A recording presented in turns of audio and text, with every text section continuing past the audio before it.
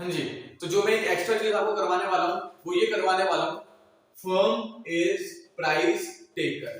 Sir firm मतलब जो भी हमारा परफेक्ट कंपटीशन सप्लायर्स हैं, सप्लायर्स के अपनी अपनी फर्म्स होती हैं, तो वही उन्हीं फर्म्स की बात कर रहा हूँ। ठीक है sir, firms is a price taker. आप थोड़ा ध्यान से सुनना। हम लोगों ने अभी इंप्लीकेशंस करी। सर पहले इंप्लीकेशन रही large number of buyers, large number of sellers. Sir बहुत सारे बायर्स हैं, बहुत सारे सप्लायर्स हैं, नई डिमांड इन्फ्लुएंस होगी मार्केट की, नई मार्केट की सप्लाई इन्फ्लुएंस होगी, नई प्राइस इन्फ्लुएंस होगा और मार्केट में प्राइस चलेगा यूनिफॉर्म प्राइस, वो प्राइस जो मार्केट देगी इंडस्ट्री। सर होमोजेनियस में, सर होमोजेनियस में बिल्कुल सेम चीज बोली गई कि होमोजेनियस प्रोडक्ट के अंदर बायर को पता है कि भाई सेम प्रोडक्ट है, उसके लिए मैं तो ज्यादा पैसे क्यों दूं। सप्लायर बेचारा सोच रहा है मैं ज्यादा पैसे ले ही नहीं पा रहा, मैं अपने मुताबिक प्राइस रख ही नहीं पा रहा। क्यों? क्योंकि मार्केट के अंदर पहले से प्राइस है, यूनिफॉर्म प्राइस है। जो किसने दिया है? मार्केट ने दिया है या फिर इंडस्ट्री ने दिया है। ठीक है, उसी तरीके से हम लोगों ने पढ़ा था कि बायर को भी और सप्लायर को भी परफेक्ट नॉलेज है मार्केट की। भैया अगर परफेक्ट नॉलेज है तो कोई भी बायर ज्यादा पैसे नहीं ले पा रहा, मतलब प्राइस ज्यादा नहीं कर पा रहा, और कोई भी सप्लायर ज्यादा, कोई भी बायर ज्यादा पैसे नहीं ले रहा और कोई भी सप्लायर ज्यादा पैसे चार्ज नहीं कर पा रहा। क्यों? क्योंकि मार्केट के अंदर यूनिफॉर्म प्राइस है। प्राइस किसने दिया है? इंडस्ट्री ने या फिर मार्केट ने। दैट मींस कि सर फर्म इसके अंदर कुछ कर ही नहीं रही है। सीधा प्राइस कौन दे रहा है? इंडस्ट्री प्राइस देती है, मुंह पे थूक देती है, ले भाई फर्म इस प्राइस पे चल डील कर। अब तो इसमें कम क्वांटिटी बेच, ज्यादा क्वांटिटी बेच, मत बेच, हमें फर्क नहीं पड़ता, ये प्राइस है, इसी प्राइस में बेचेगा।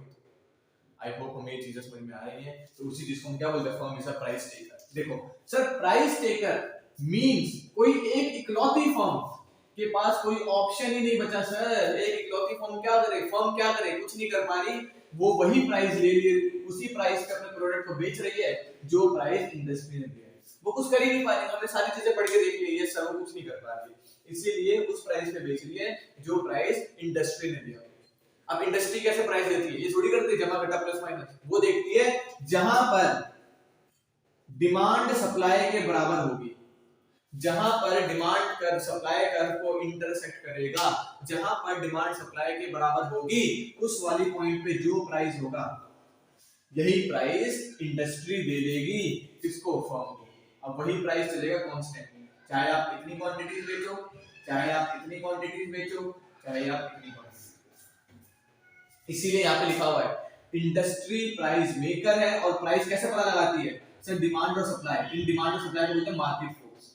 मार्केट फोर्स से पता लगाती है सर, मार्केट फोर्स से पता लगाती है और फिर वही प्राइस फर्म ले लेती है, क्योंकि फर्म प्राइस टेकर होती है।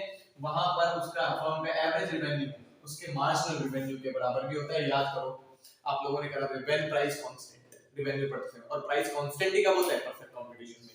तो एक क्वेश्चन भी पूछा जा सकता है आप लोगों से, परफेक्ट कंपटीशन में एआर और एमआर का कर्व। तो आप बोल देना सर एआर और एमआर का कर्व होता है parallel to X axis, horizontal line parallel to X axis. AR और एमआर। तो जब भी क्वेश्चन आए firm is a price taker, तो सबसे पहले प्राइस टेकर की डेफिनेशन लिखनी है, फिर आपको ये शो करना है इस तरीके से ग्राफ बनाकर, और यहां आपको दिखाना है industry price maker, firm price taker. ठीक है, तो ये एक कॉन्सेप्ट था फर्म वाला कि फर्म प्राइस मेकर होती है, टेकर होती है। सर फर्म प्राइस टेकर होती है, वो वाला प्राइस ले लेती है जो भी उसको मार्केट शो कर देती है। इसी में एक और क्वेश्चन पूछ सकता है आपसे कि परफेक्ट कंपटीशन में डिमांड कर्व कैसा होता है? तो भैया इधर देखना, परफेक्ट कंपटीशन में demand curve horizontal line parallel to X axis. यहां पे आपकी डिमांड इनफिनाइट होती है, ये प्राइस ये चल रहा है, आप इतनी डिमांड करो, इतनी डिमांड करो, या फिर इतनी डिमांड करो। ठीक है, तो ईडी इनफिनाइट हो जाता है, ये 0 हो गया, एक्स एक्सिस हो गया और वाई एक्सिस हो चुका है। ठीक है, तो यहाँ पे ईडी मतलब डिमांड की इलास्टिसिटी होती है, इनफिनाइट होती है, चाहे अपनी लो क्योंकि प्राइस कांस्टेंट है। तो ये आपका डिमांड कर्व भी मैंने यहाँ पे बना के दिखा दिया आप लोगों को। अब ये चैप्टर मेरी तरफ से जो भी डाउट्स हो सकते थे सारे क्लियर कर दिए। आई होप इस चैप्टर का जो भी दिक्कत हो रही थी आप लोगों को कवर हो जाएगा। मैं आपको गारंटी दे रहा हूँ अगर आप इस वीडियो को कवर अप कर लोगे तो आपके अभी मैं बता रहा हूँ 6 मार्क्स फिक्स हो चुके हैं एग्जाम। चलिए, thank you so much for watching this video.